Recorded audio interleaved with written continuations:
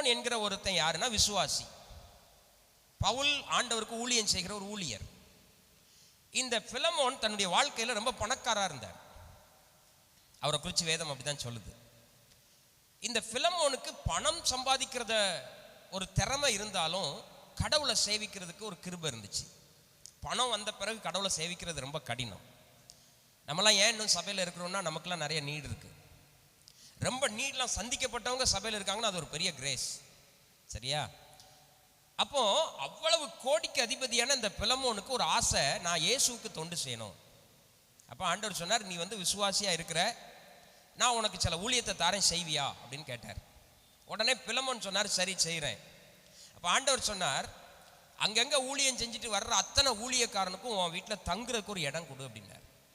அவங்களுக்கு நல்ல ஆகாரம் கொடு, அவங்கள நல்லா பராமரிச்சுட்டு நீ அவங்கள என்ன செய்யணும், திருப்ப ஊழியத்துக்கு அவங்கள அனுப்பணும்